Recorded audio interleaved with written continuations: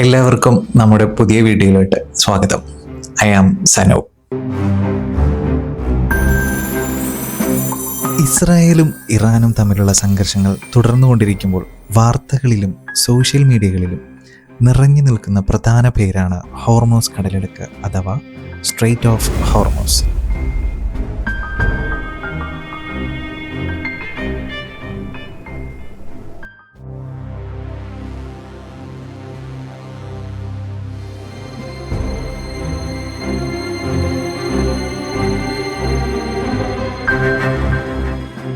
എന്താണ് straight of Hormuz എന്നും എന്തുകൊണ്ടാണ് ഈ ചെറിയ കടൽ വഴിയെ അല്ലെങ്കിൽ കടലിടുക്കിനെ രാജ്യങ്ങൾ ഇത്ര തന്ത്രപ്രധാനമാക്കുന്നത് എന്നും ഈ വീഡിയോയിൽ ഞാൻ എൻ്റേതായ രീതിയിൽ മനസ്സിലാക്കി തരാം.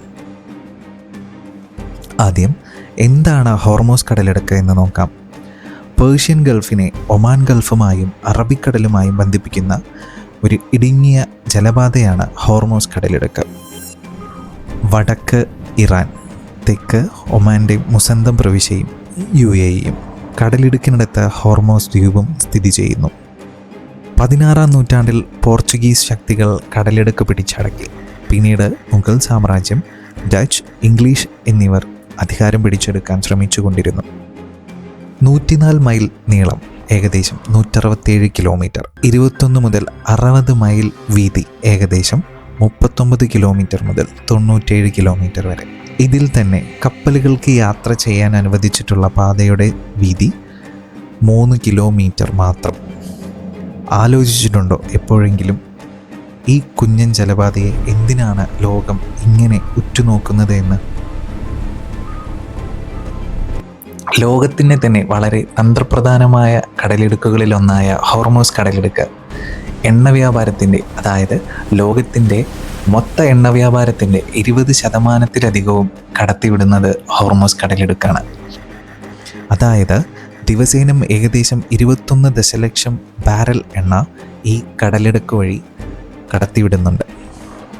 Saudi Arabia, Iraq, Kuwait, Qatar, UAE എന്നിവിടങ്ങളിലെ എണ്ണ ഹോർമോസ് കടലിടുക്ക് വഴിയാണ് മറ്റു രാജ്യങ്ങളിലേക്ക് എത്തിക്കാൻ കഴിയൂ. ഓയിൽ മാത്രമല്ല, ഖത്തറിൽ നിന്നുള്ള LNG ലിക്വിഡ് നാച്ചുറൽ ഗ്യാസ് കൈമാറ്റവും നടക്കുന്നത് ഇതുവഴിയാണ്.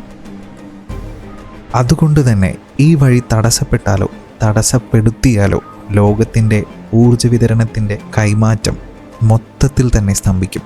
പ്രധാനമായും ചൈന, ഇന്ത്യ, ജപ്പാൻ, ദക്ഷിണ കൊറിയ എന്നിവിടങ്ങളിലേക്കാണ് കയറ്റുമതികൾ നടക്കുന്നത്.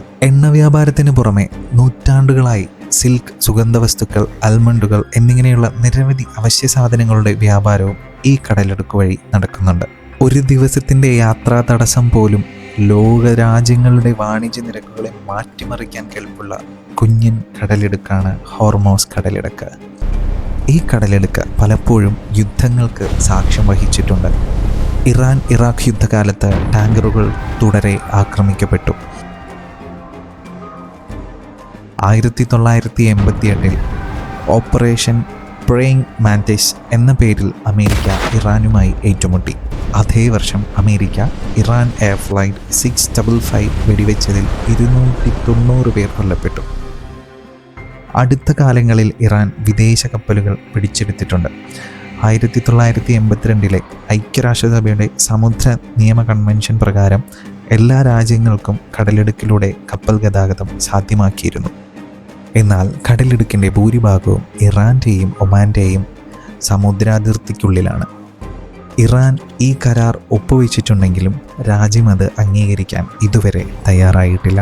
വിദേശ കപ്പലുകൾക്ക് മുൻകൂർ യാത്രാ അനുമതി വേണമെന്നും രാജ്യസുരക്ഷയ്ക്ക് ഭീഷണിയാവുന്ന യാത്രകളെ നിയന്ത്രിക്കുമെന്നും 1993 ആഭ്യന്തര നിയമങ്ങളെ അടിസ്ഥാനമാക്കി ഇറാൻ വാദിക്കുന്നു. അമേരിക്ക പോലുള്ള വലിയ ശക്തികൾ ഈ നിലപാടിനോട് യോജിക്കുന്നേയില്ല. ഇറാൻ തങ്ങളുടെ സൈനിക ശക്തിയുടെയും രാജ്യത്തിൻ്റെ ഭൂമിശാസ്ത്രപരമായ സ്ഥാനവും മുതലെടുത്ത് തങ്ങൾക്കു നേരെ എന്തെങ്കിലും ആക്രമണമുണ്ടായാൽ ഹോർമോസ് കടലിടുക്ക് അടച്ചിടുമെന്ന് ലോകത്തെ ഭീഷണിപ്പെടുത്തിക്കൊണ്ടിരിക്കുന്നു. ഇന്ത്യക്കാർ ഉപയോഗിച്ചുകൊണ്ടിരിക്കുന്ന എണ്ണയുടെ കണക്കെടുത്താൽ 80% ഇറക്കുമതി ചെയ്യുന്നത് ഇതുവഴിയാണ്. ഇന്ത്യയെ മാത്രമല്ല, നേരിട്ട് ബാധിക്കുക ചൈന, ജപ്പാൻ, ദക്ഷിണ കൊറിയ എന്നീ രാജ്യങ്ങളെ കൂടിയാണ്. അതുകൊണ്ട് തന്നെ ഈ കടലിടുക്ക് ഒരു ദിവസം അല്ലെങ്കിൽ ഒരു നേരം തടസ്സം നേരിട്ടാൽ എണ്ണവില കുത്തനെ ഉയരും, വാഹനങ്ങളുടെ വാടക കൂടും, സാധനങ്ങൾക്ക് വില ഉയരും. ഇത് നമ്മുടെ സാധാരണക്കാരെ നേരിട്ട് ബാധിക്കുന്നതാണ്. എല്ലാ രാജ്യങ്ങളുടെയും സാമ്പത്തിക സന്തുലിതാവസ്ഥയെ തന്നെ നേരിട്ട് പിടിച്ചു കുലുക്കാൻ കഴിവുള്ള ഈ കുഞ്ഞൻ കടലിടുക്കിനെ ചുറ്റിപ്പറ്റി അമേരിക്ക പോലുള്ള ഭീമൻ ശക്തികളുടെ സൈനിക കപ്പൽ എന്നും സ്ഥാനമുറപ്പിച്ചിട്ടുണ്ടാകും. യുദ്ധം തുടങ്ങി വയ്ക്കാൻ എളുപ്പമാണ്, അവസാനിപ്പിക്കാൻ കഠിനവും. അതുകൊണ്ട് തന്നെ ചർച്ചയാണ് എന്തിനും പരിഹാരം. ഹോർമോസ് കടലിടുക്ക് എന്താണെന്നും നമ്മുടെ നിത്യജീവിതത്തെ എങ്ങനെയാണ് ബാധിക്കുന്നത് എന്നും എൻ്റേതായ രീതിയിൽ ഞാൻ വിവരിച്ചിട്ടുണ്ട്. ഇതിൽ എന്തെങ്കിലും സംശയങ്ങളുണ്ടെങ്കിൽ നിങ്ങൾക്ക് കമൻറ്റ് ബോക്സിൽ ചോദിക്കാവുന്നതാണ്. അടുത്ത വീഡിയോ ഞാൻ ഏത് വിഷയത്തെക്കുറിച്ച് സംസാരിക്കാനാണ് നിങ്ങൾ ആഗ്രഹിക്കുന്നത് എന്ന് കമൻറ്റ് ബോക്സിൽ സജഷൻസ് അറിയിക്കാവുന്നതാണ്. ഇതുവരെ തന്ന പോലെയുള്ള എല്ലാ സപ്പോർട്ടുകളും ഇനി തുടർന്ന് വരുന്ന വീഡിയോകളിലും പ്രതീക്ഷിച്ചുകൊണ്ട് നിർത്തുന്നു. ബായ്.